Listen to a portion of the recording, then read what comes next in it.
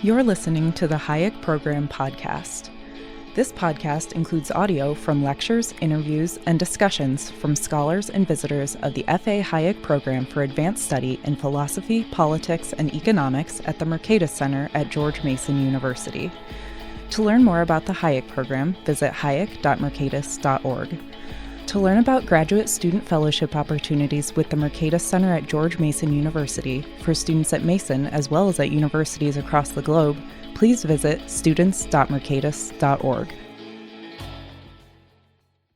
Today is August 4th, 2021, and I'm here with my good colleague, Dr. Kristen Collins, and we're going to have a conversation about democratic theory and the contemporary sort of world of democratic society. So, Kristen, thanks for being here. Thank you so much for having me. I have so many interesting questions that I want to ask you about you because you're from New Jersey and I'm from New Jersey, and we know that that's the pinnacle of civilization. That's but right. We'll leave that for our dinner conversations. So I wanted to start by asking you about the intersection of your work between intellectual history and democratic theory, and whether or not you could tell us a little bit about how someone from international relations at Tufts ends up by going to Georgetown and working at this intersection. And, go ahead, Thanks, Pete. Yeah. As you said, I got to do international relations at Tufts. And one of the great things about that program is it's very interdisciplinary. So I got to have a little taste of everything. So I had international relations, political science classes, history classes. And one of the core requirements I could do by studying Western political thought. And I was just totally hooked with that class. So that really changed, I think, the trajectory for me. And that's what influenced me to want to go to grad school, was if I could study political theory, which it's kind of hard to do without having a PhD. So it was a very major decision. But what was great is that I had that interdisciplinary background. So going off to Georgetown's government department, I felt pretty capable, as capable as one can feel starting a PhD program, to be in a department that had social science, that had people doing more quantitative work and empirical study, because I was interested in that. And while I was interested in the history of political thought, I wanted to think about how these historical texts could speak to contemporary problems we are facing today.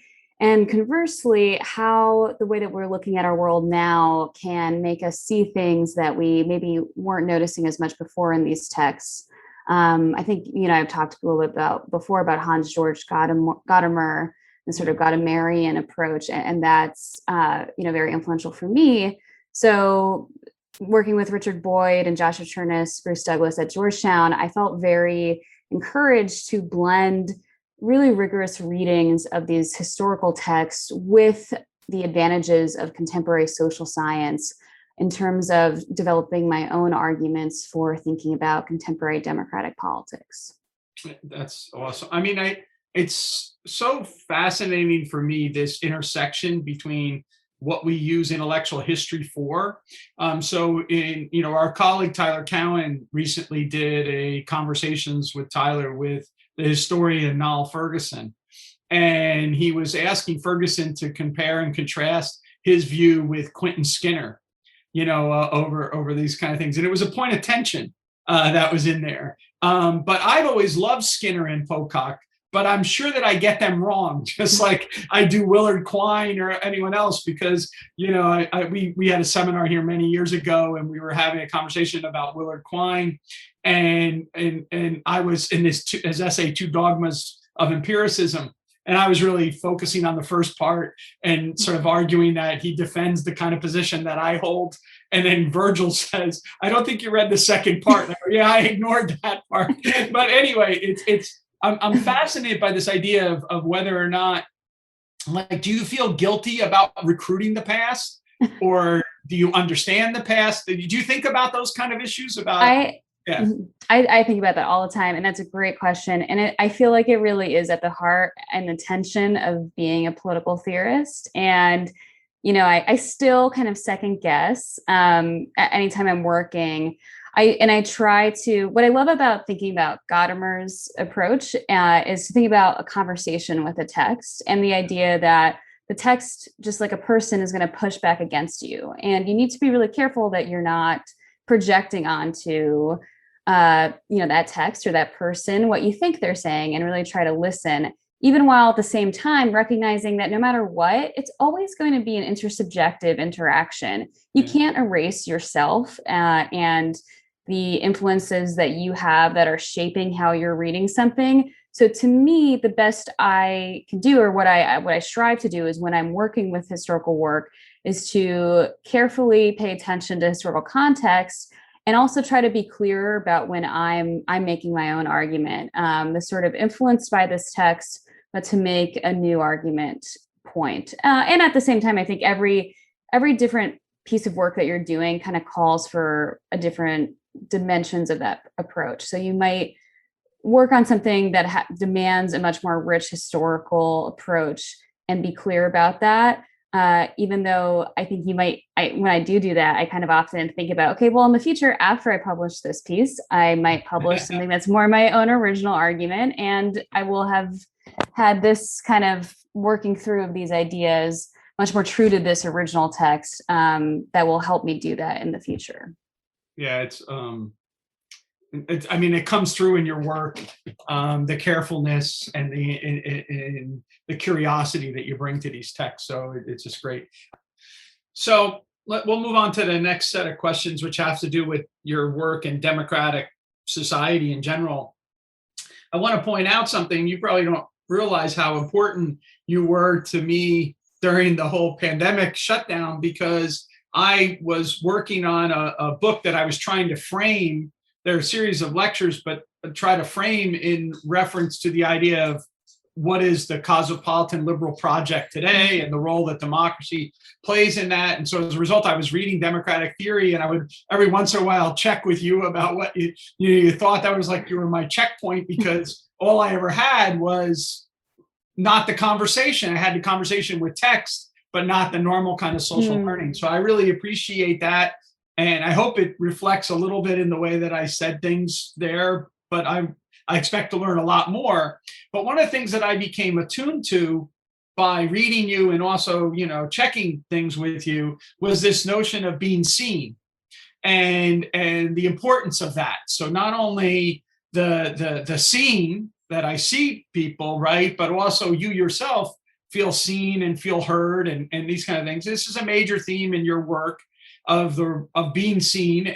And so could you unpack that a little bit and relate it a little bit to both the Enlightenment thinkers and the thinkers that are critical of the Enlightenment project, all of whom are part of your conversation? Yeah, thank you so much. And I always loved your emails, and it's definitely a tough time, this pandemic, but I think all of us are so thankful for those conversations that we could have. And it does make us appreciate the time we do have to, when we eventually get back in person and really get back to these great conversations. So for me, being seen, and as you said, it's sort of seeing and being seen. But it became very pertinent to me because of contemporary democratic theory discussions of this concept of audience democracy. And really what is pertinent there is this idea that our democratic politics should be understood as heavily influenced by the media, mass media, and social media, and the kind of parasocial relationships that politicians can develop with voters that maybe to some extent mediate politics in a stronger way than maybe party politics does today, the kind of party machine that we typically think about, right? But what's unique for me is that you also can think about being seen in very colloquial terms. I mean, people say that, when you Right. feel seen, and sometimes it's when you're watching a TV show and you really relate to the character and you say, I feel seen, by this show. And so you really get at this dialogical process here of seeing and being seen. But the other side of that is that there's a long tradition of thinking about the downsides of being seen in an unsympathetic light, or being not seen well, if that makes sense, or not feeling seen, but still being observed. And so typically we would use the term surveillance for that kind of thing. Yeah. So to start off with, I think what's interesting is that there's a sense today, on the one hand, that we have this very unique contemporary politics where visual experience, media, television, the internet are all central to how we conceive of politics, that we have these parasocial relationships. We almost feel like we know these politicians just by following them on Instagram or something like that. And people are actually kind of worried about that. I think there is some sense that there's this anxiety of, it's too emotional. It's too, it provokes passions in us. It makes us irrational. Whereas reading, and this is, you might be familiar with Neil Postman's Amusing Ourselves to Death. That was a very popular book in the 80s and still popular today that I think people kind of reach for, where he had this argument that in the past, reading was so much more central, and reading kind of makes you use your reason in a very specific way that watching doesn't. And I think that that's a kind of general take that people have. And people can especially talk about that with the Enlightenment as the age of reason and the liberal tradition coming out of that, that there's these opposites that we have between the passions, the visual, and reason. And so on the one hand, I want to kind of challenge that and say, well, maybe there are more resources in this tradition that are less antagonistic to emotions as we thought, and less antagonistic to visual spectatorship. The idea that when we're watching something, we're not just imitating it. We're not at risk to just be a mirror of that. And when you see somebody very impassioned and maybe even angry on TV, you're not necessarily going to just take that out right away. You're going to be thinking about it reflectively too. And you're going to react to it in different ways. So that's the one hand. And on the other hand, there is a long tradition of reacting to the liberal tradition or to the Enlightenment project more broadly, that sees it as a form of governance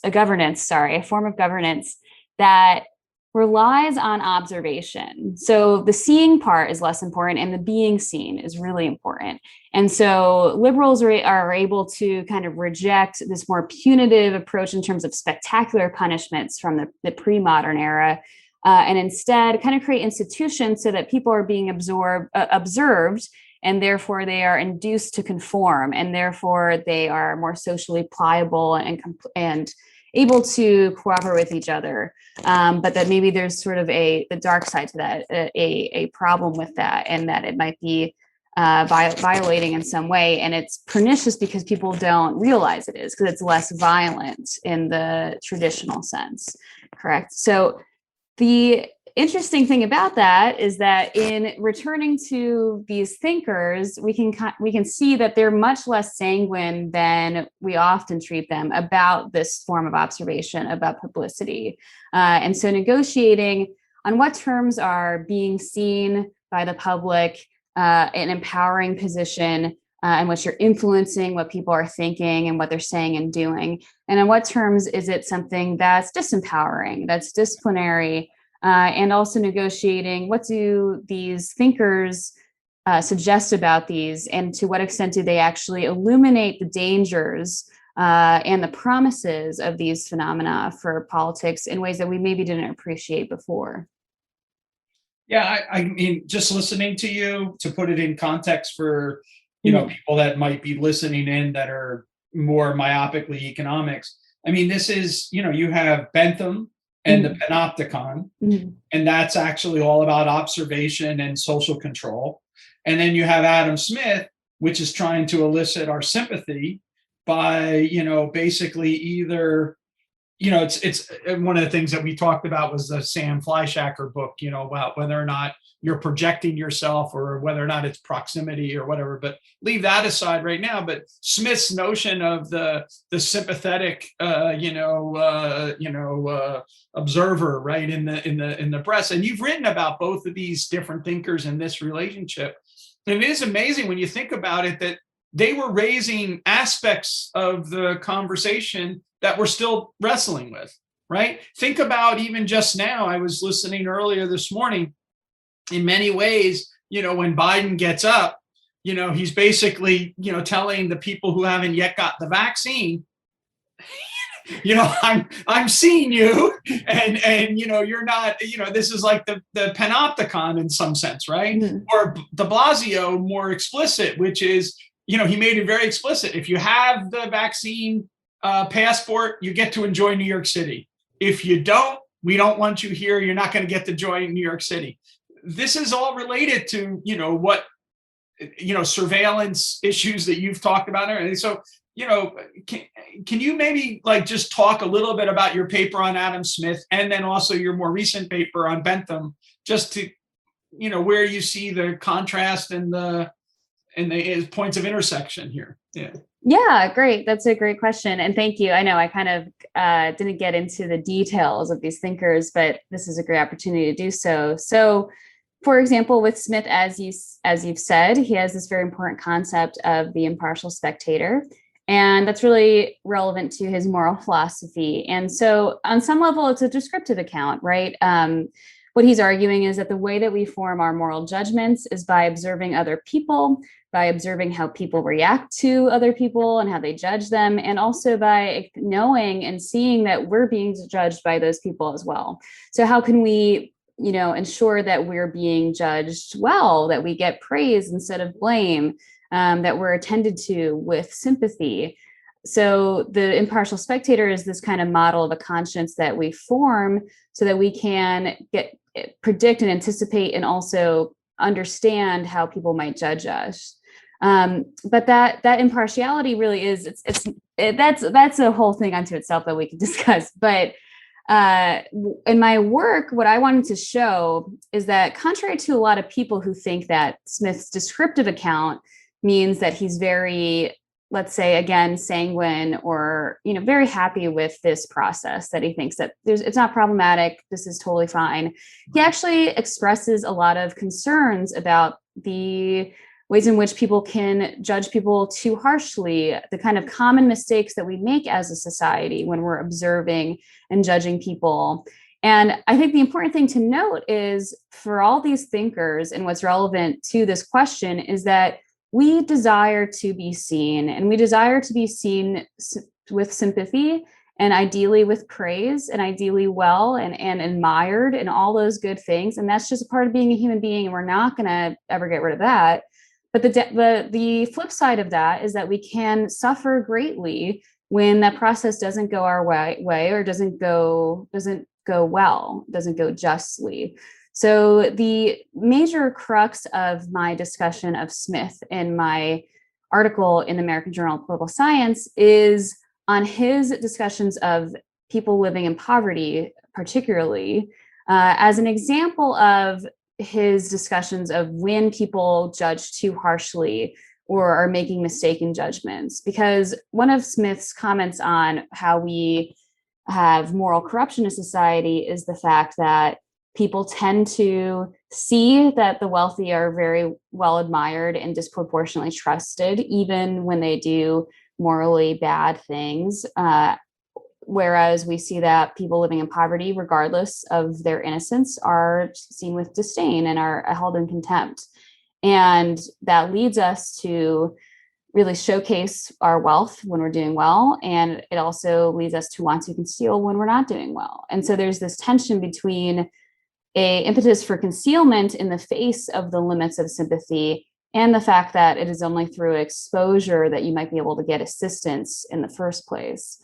And so I really explore that tension, and I suggest that, some people might go and say, well, Smith he doesn't really care that these processes can go so badly, because as long as you believe in yourself and you know that you're a good person, you can always rely on that as the sort of consolation for the fact that people might be judging you too harshly. But I suggest that he is actually deeply concerned, because he shows that people with very strong impartial spectators, people who are really concerned with what other people think of them, it's going to be even more difficult when they get judged so harshly. So I do go beyond Smith, and that's what we were talking about earlier, to use this kind of moral framework to talk about the democratic consequences, or the consequences for democracy, of the experiences of people living in poverty who make claims for public assistance, and how these programs in America are usually very much dependent on pretty rigorous surveillance measures,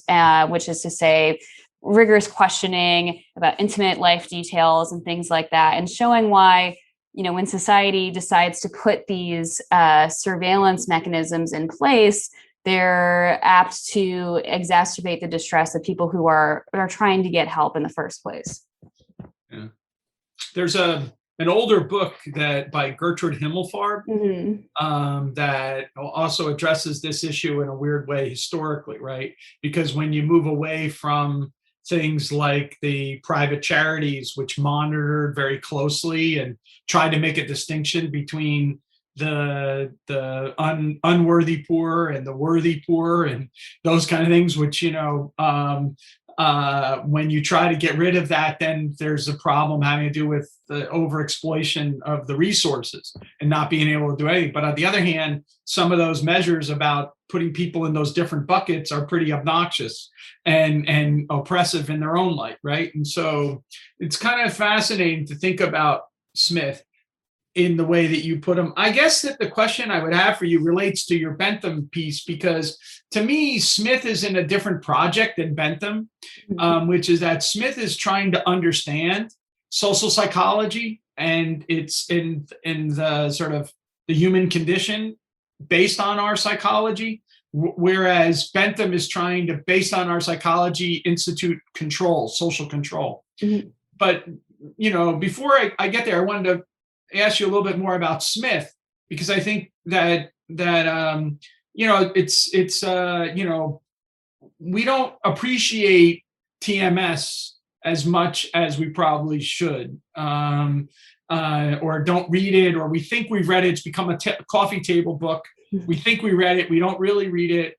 But do you see much of a disjoint between the project and the Wealth of Nations and TMS, or do you see that the TMS provides the sort of behavioral foundations for then what's taking place in the Wealth of Nations? I mean, how do you see that discussion?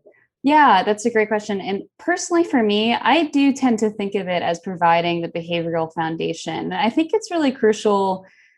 I don't really see the, problems of disjuncture as much as it's been cast in the past.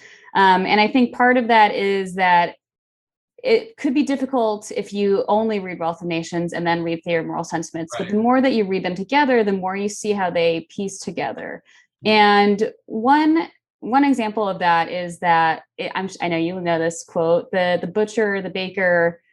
So that quote about how we appeal to people's interests rather than their benevolence when we trade with them.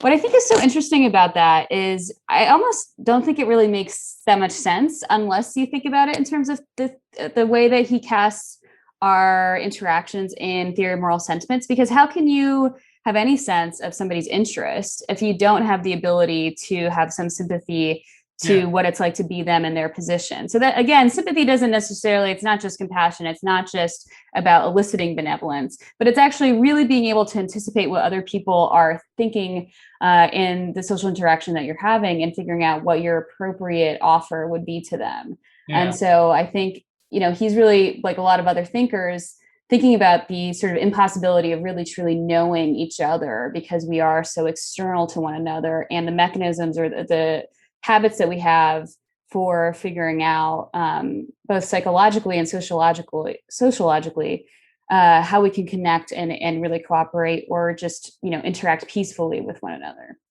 I bet you that you probably had this conversation with Virgil, but earlier you were talking about Gadamer and his theory of interpretive philosophy and basically how you wrestle with text. Mm-hmm. And you said that you're having a conversation with the text. And just like when having a conversation with people, you should expect the text to push back. Well, the radical part of what Don Lavoie was trying to do with the Gadamer stuff was to take the methods of learning how to interpret text and apply it to the way that we interpret one another's behavior, so that the text is now the human interactions, right? And in some sense, given the reading that you just had of Smith, that's actually what Smith is doing as well, right? And in many ways, this is a phrase that might get bounced around, but people don't understand what it means if they're trained in standard economics, which I'm going to come back to in a few minutes. But Doug North, during the collapse of communism, used to argue that economists got it wrong by just saying, get the incentives right. And so one of the things he said was, you can't just say, get the incentives right, until you tell me what people mean by what they consider to be in their interests and everything like that. And it's that second question, which is what Lavoie was trying to get at 20 years before, or a decade before North even mentioned that. That's why Don turned to Gadamer. It was the reading of text is reading of so what is a price? What's the meaning of a price? Right? It's not just a posted price and therefore you know it. You have to understand it. You have to sort of appreciate it, understand its context. What's it telling me about those things? And I see that in the way that you lay out this whole discussion of Smith, because you have approbation, but also disapprobation, right? You have the ability to have very tight sympathy and then very extended limits to that sympathy as well. And so anyway, it's and at the end of the day, Smith is trying to make us think about natural equals.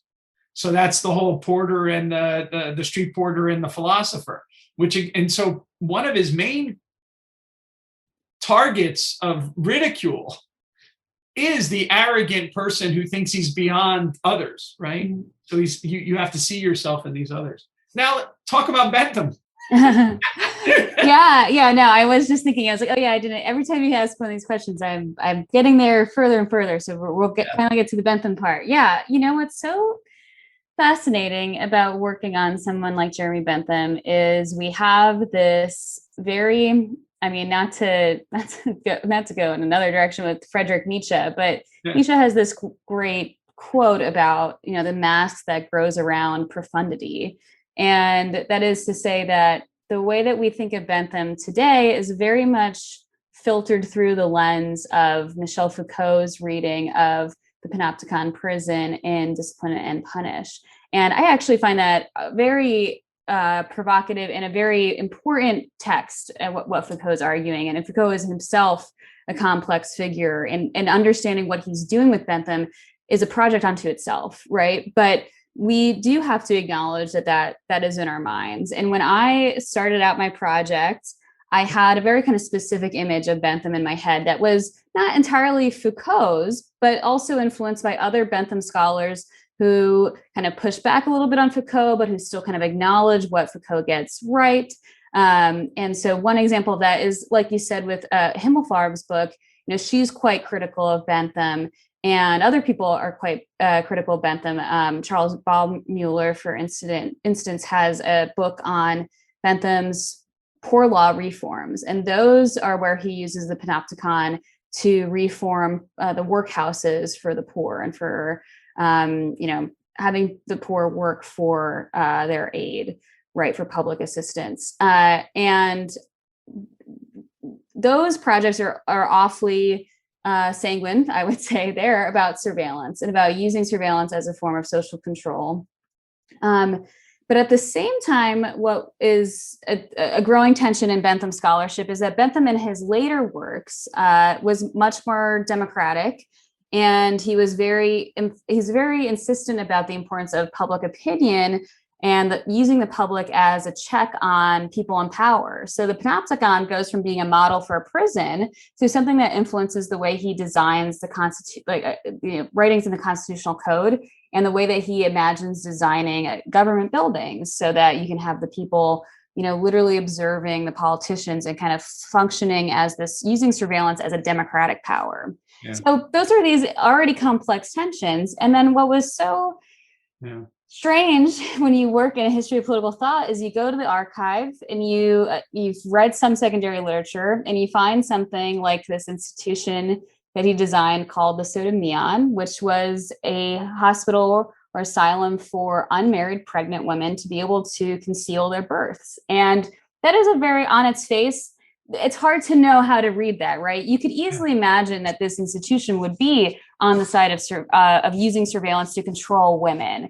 And yet, when you read into it, it's not really designed as a panopticon. In fact, the women have their own cabins, which was very distinct from other charitable institutions that served women at the time. And there was also the sort of reversal of the prisoner of the prison, where there's a central inspection tower and there's a prison guard able to watch all the prisoners at once. And the prisoners never know when they're being watched because the guard is behind curtains or blinds, so you can't see. So that's this notion of this permanent visibility that is so controlling. And instead of having something like that, he has what he calls an examination room, where the pregnant residents, can see any visitors who come in. They get to be sent a envelope that says the person's name. They can verify whether it's the person they say they are, and they can say whether or not they want to see that person or they want that person to see them.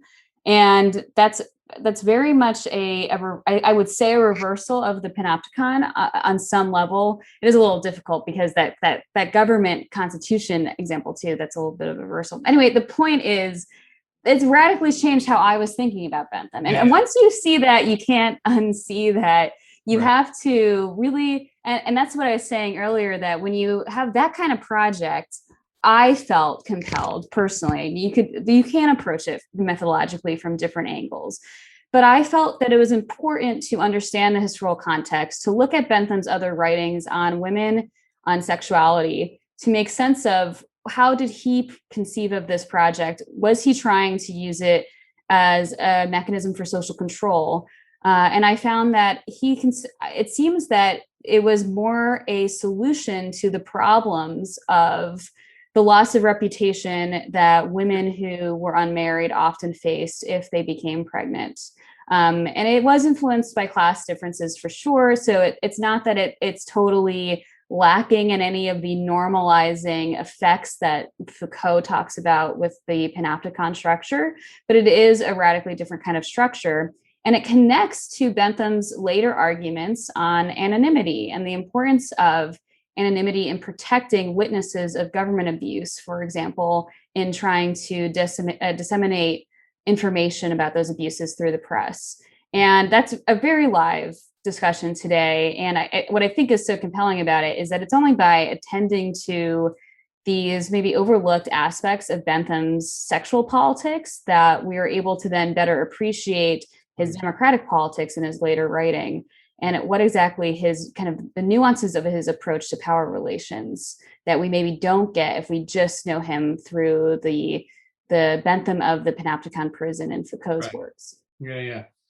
That's great stuff, Kristen, because I think that there's an aspect of that which is then recovering a liberalism in Bentham that gets lost in the social control of Bentham, but more it shows the continuity between the past and the present having to do with these issues about being observed and the social pressures and that bear on all of that issue about wanting to be seen, but at the same time to also have your privacy. And these are issues that we wrestle with constantly.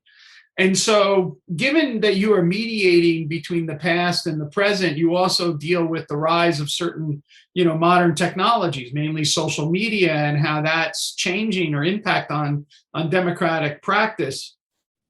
One of the things that's fascinating about that is I wonder whether or not when we study the innovation of other technologies in the past, let's say the printing press, what the consequences of the printing press were precisely for these same reasons. Or is this social media and the constant attention that it brings, is this a whole new game changer of everything? So where do you stand on all of that kind of discussion?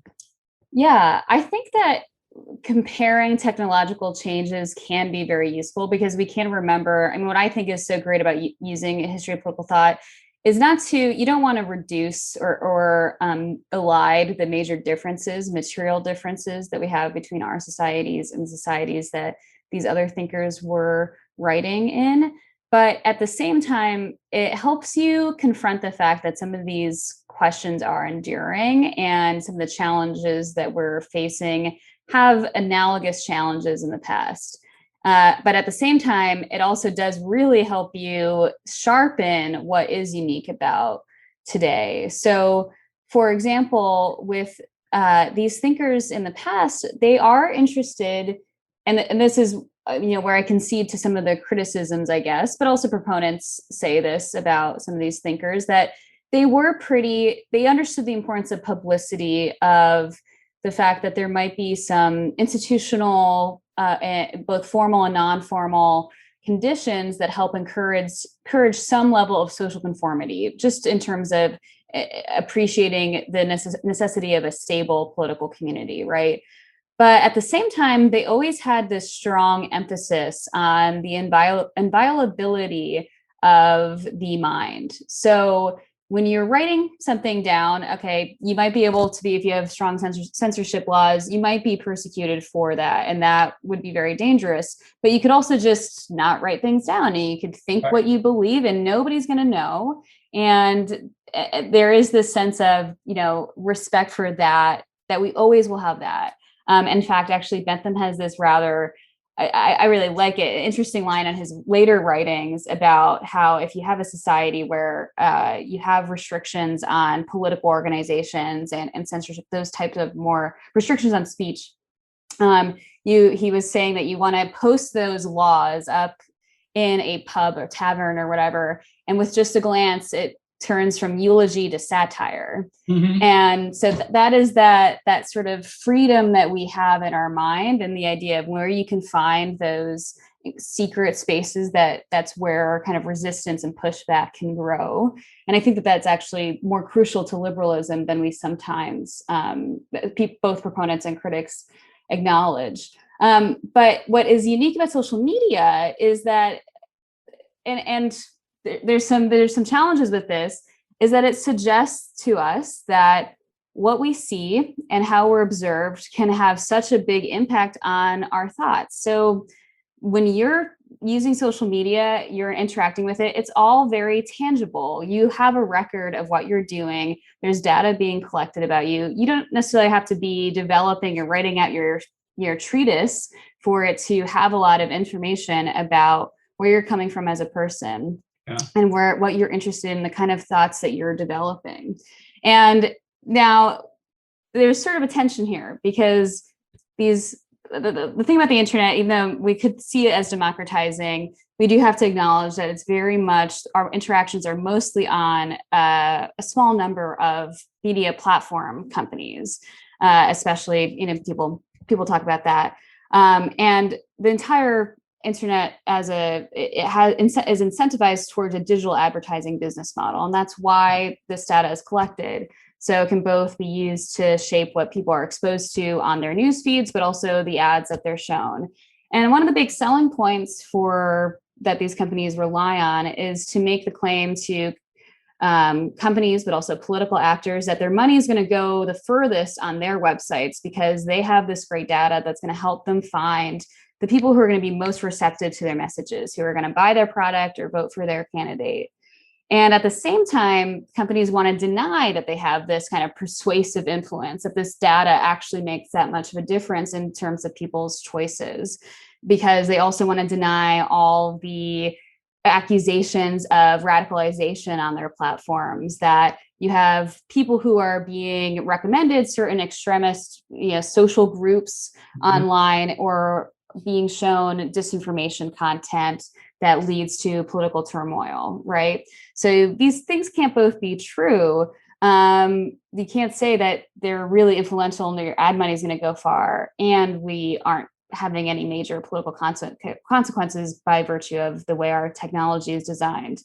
But I think the point is that this is a major technological difference from other forms of media that we've had in the past, in addition to the fact that it's just a huge part of our lives, that desire for social recognition that these thinkers are already thinking about in the early time of the development of commercial society are still relevant today, that we're motivated to be seen by each other. That's why we use these sites. That's why we produce content on these sites, not just consume content, and why we kind of interact as spectators, as an audience together online, and how central these are to our lives, especially during the pandemic, where we can't as easily be together in person. Yeah. I was intrigued by this idea that you have about what people see or observe about us on our social media, because while at the same time we are utilizing the platforms for a variety of things, we also are not using it to capture all of us. But yet we get defined by a particular slice of us. And in some cases, it's the worst slice of us. In other cases, it's the best slice of us. But none of us are just those slices, right? And so how do we come to understand one another when all we understand about one another is what we get as the picture that this platform has produced for us? And so, I mean, I think we're still having growing pains about learning how to process it. It's also the case that the impact of it on young minds might be a lot different than it is on older minds, or maybe not, but that's all studying that stuff. But it's at one point I mentioned this a little earlier to you, but at one point, the studies were trying to show that political participation was declining. This is all pre-COVID, because we were already signaling who we were politically on the online platforms, Twitter, Facebook, Instagram, whatever. So therefore, we didn't need to actually go vote, because we already went. And so then the kind of rational voter calculation that economists talk about like kicks in, and it's raining outside or whatever. Yeah. But I could go online on Facebook and say, I'm on Team Obama, or I'm on Team, whoever, Bush or whatever. And so as a result, it doesn't, translate into an actual increasing of political participation. Mm-hmm. But in the COVID time, obviously, it became a major vehicle to get voter turnout. I mean, we ended up by having a voter turnout, which was unbelievable, for a variety of reasons. But so we don't know what's going on with this platform. I mean, do you have any idea in your head about how we're going to resolve these kind of tensions, or ways in which we're going with that? Well, one thought that I have, I think that's a very open and big question. But I apologize for that. No. I just want to acknowledge that I'm not going to have like a good concrete answer to it. But I think what is striking to me is the only way that we can start figuring that out is if we really open up our lines of inquiry into confronting these challenges and making social media more central to our accounts of politics, one or the other, at least our puzzles that we're studying being related to this. And we are doing that. I mean, people do study, and that's why interdisciplinary dialogue is so important, because people in all sorts of disciplines are trying to confront these questions. And you have people in, I think, society and technology studies, where they are really zeroed in on these discussions. And you also need, what is so challenging about this is there's really technical details about these companies. And I think you could only, and these technologies, and I think you could only really begin to understand it if you have people willing to collaborate. And I think it's kind of difficult because in academia, we really rely on specialization. But a lot of these problems, especially as our technological systems become more complicated, really demand a lot of different kinds of knowledge. And that is why cooperation is so important. So yeah, my answer is not, how we're going to actually resolve this, but more to say that there are important skills and approaches that we're going to need to adopt more of in order to do so, interdisciplinary connections being one of them. I think methodological pluralism is really important, and allowing for the fact that you're going to have people who can do ethnographic studies, both on users or on the content moderators who are contracted by companies, and spend hours looking at just absolutely horrible footage, those types of things that we don't actually see that readily, but are really essential to the infrastructure. And the other issue with this is that acknowledging that these are also deeply political questions, in the sense of researchers are going to have to figure out how they can study these technologies when they are private companies, and the private companies themselves might try to do their best to They have proprietary concerns, but also, of course, they're concerned with PR and things like that. And so I think it would be very good if you saw more cooperation with the companies, but just acknowledging that we can never take for granted that powerful entities are going to just open up their doors and let you in to scrutinize. Yeah, I mean, during the pandemic, one of the movies I watched was this Tom Hanks movie where he travels around the West and reads the news, to tell people. I think it's called, I like the news of the world or something like that. And he this is what he does for a living. He travels around and he goes to a tent. The people don't have a newspaper in the area. They don't know what's going on anywhere else. The telegraphs are very limited in terms of their spread and whatnot.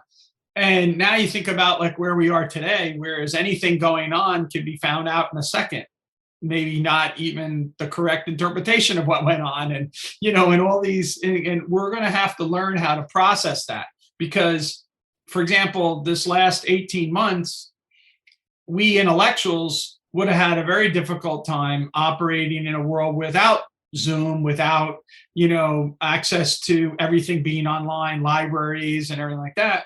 So if it was the old days, we would have had a much more difficult time getting on with our lives.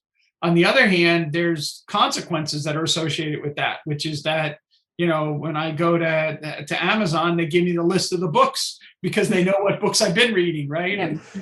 And, so they know that.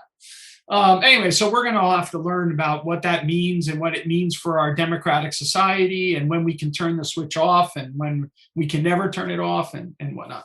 I want to pivot a little bit and ask you a little bit about sociology of your own career at some level, which is that you're a political theorist working in an environment grounded in economics.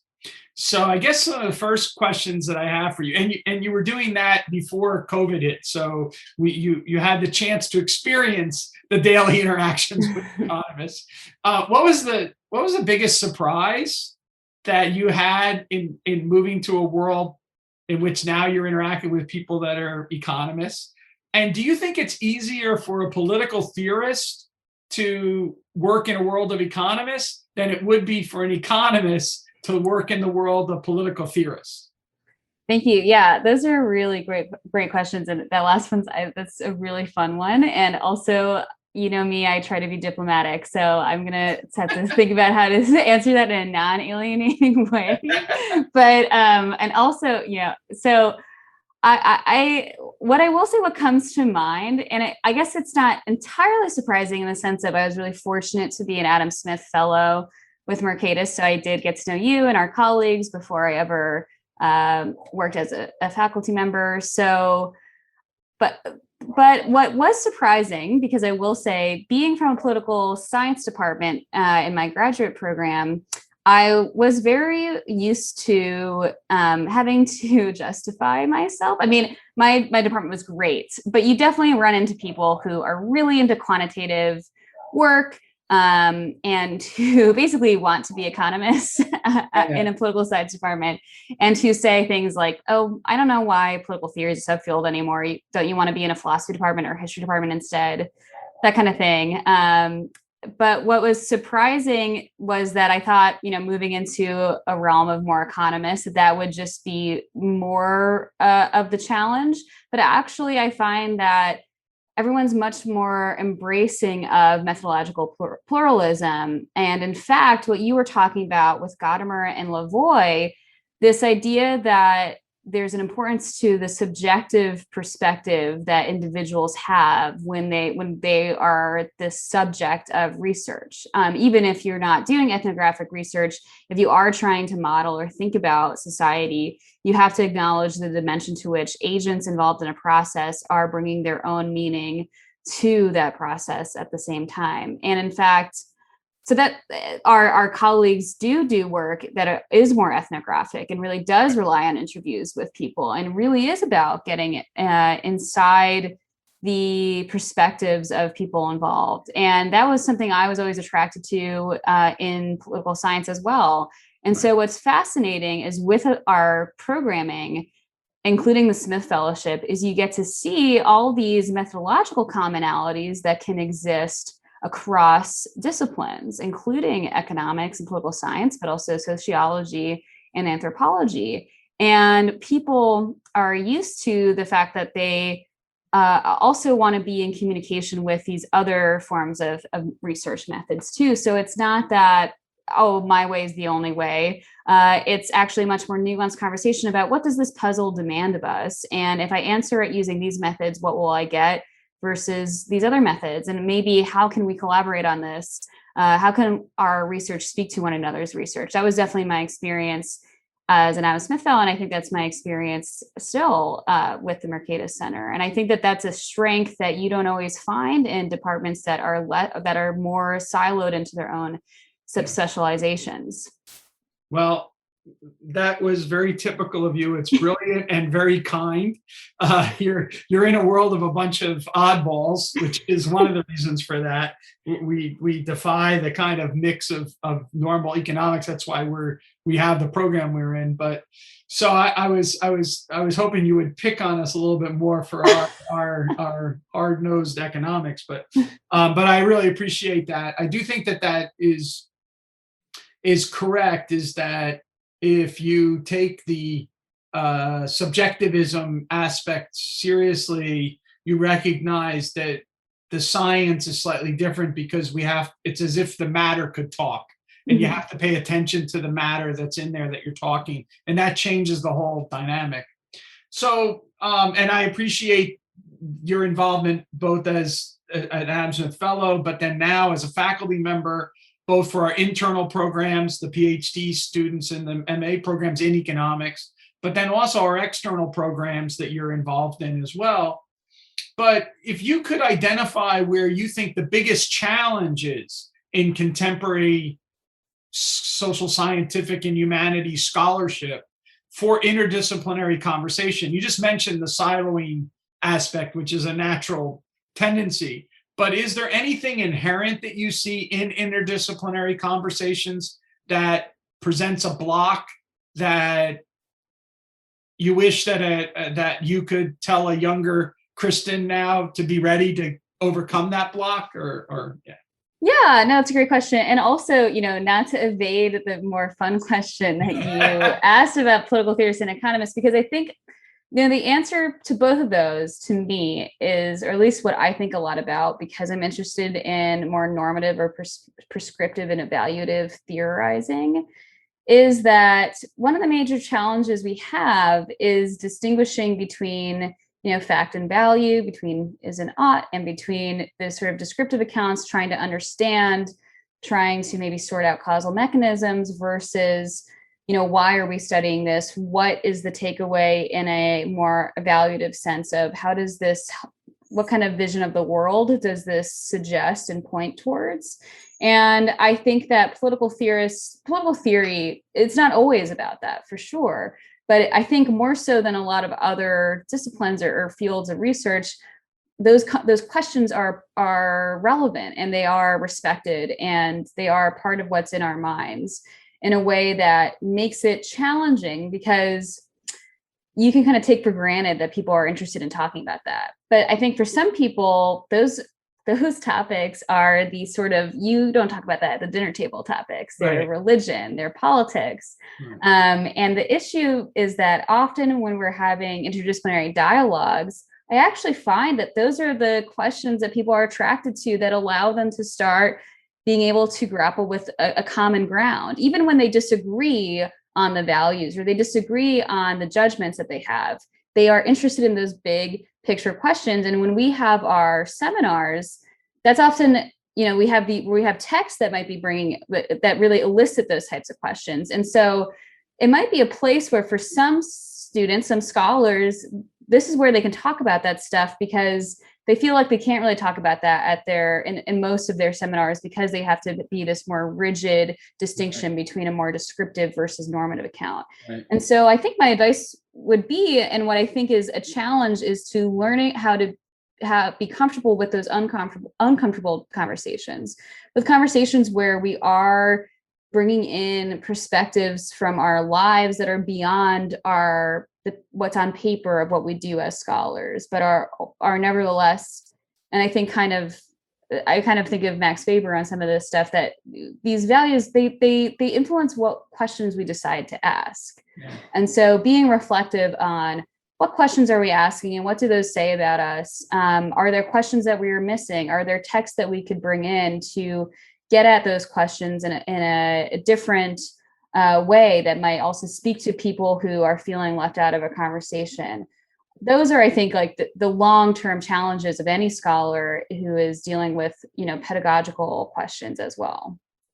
Yeah, I think that's very insightful, actually, because even our scholarship is actually a continuous engagement of a pedagogy, right? We're just having a conversation. The conversations are two-way streets, and we're always having these different conversations, and they could be with thinkers and books in the past, or they could be with someone sitting right next to you. But basically, at the end of the day, as social scientists and practitioners of the humanities, we're trying to understand the human condition. And those are fascinating conversations, but also difficult ones to have. And hopefully scholarship is a avenue in which you can ask and probe at some of the most difficult questions that are uncomfortable that you have around the dinner table, as you said. So that was really insightful. I'm very mindful of your time. I've been eating up your time. So I want to ask you a final question, which is a bonus question, which has to do with, tell us a little bit about your current projects, what you're working on, and in particular, what you get most excited about, like just in terms of ideas. You might not even be writing on them right now, but you've read something or you've heard something and you just get really pumped up about it. Yeah, I mean, thank you. That is a great question. And I think everybody appreciates being able to talk about what they're excited about. It's such a roller coaster to work on a long-term project. So turning the dissertation into a book. What's interesting is that things can happen in society, like in our reality, that kind of bring you back to things that you were thinking about before that you maybe were like, oh, I don't think this is really super relevant right now, or this isn't the direction I need to go in. So my project is informed by surveillance, and it's also informed by spectatorship. And I'm really interested in the fact that, I guess what I've been really excited about is that for a long time in recent years, we've been thinking about our politics in terms of this, or there's a discourse around this sort of theatrical nature of politics, of having a president who was a reality TV star and a socialite and had that kind of big media presence for so long. And there's a tendency to look at a lot of that as maybe dangerous, to kind of connect it to more liberal forms of politics. Yeah. And that was always something I was interested in from the beginning. But I kind of did fade away in a sense of the texts I was working with actually really spoke to surveillance more than I thought they would, for example. But what I'm interested now is to try to revisit, and with Bentham, somebody who I didn't really realize would have these insights that I would find, relevant and I would be sympathetic to some degree. Also as somebody who's really well known for just being very pro pleasure. Right. And so I'm trying to find more inspiration to be optimistic about our politics in terms of not condemning pleasure so much, in the sense of like, when politics is interesting, when a politician does something that might seem theatrical on some level, is it always a bad thing? Is it always illiberal? Is it always in a disservice? Or to some extent, do we need to have a certain amount of, I wouldn't want to say entertainment, but a certain amount of catharsis in our politics, a certain amount of sympathetic connection in our politics is actually going to be essential to protecting values like justice, equality, and freedom, right? And solidarity. Trying to be, like I said, just trying to be more optimistic of how can things that we are fearful of actually be something that we can't deny ourselves, but have to kind of understand on what terms can this be conducive to the kind of democratic politics that we want to see. So, I mean, charisma has two sides to it. Yeah. So Yeah. charismatic, like a Weberian charismatic. Yeah. So, And that was actually my original, I don't even know if you know this. I don't know if we talked about this, but I was a very beginning of my graduate programming. I was very interested in Weber and charisma. And I was thinking of charisma as, on some level, an essential part of modern politics with good and bad consequences, right? And then I actually got a little bit scared off from that. So I guess I'm kind of returning to some of those possibilities. Yeah. I mean, it is amazing to me. I just have a piece coming out on Weber in the Journal of Contextual Economics. And it is amazing to me how when you read Weber at the turn of the century, it's now a whole century plus later, and we're still dealing and grappling with observations that he made. And I think that's also true when you read Adam Smith, that we're still, there's a lot of context that changes, no doubt, but there's also a lot of thread of our commonness with us throughout. And that is, I think, one of the things that is so fascinating about the kind of project that we're all engaged in this. So thank you so much, Pete. It was a wonderful conversation. I always love talking to you, and I've really learned so much and thought so much in just this short amount of time. So thank you.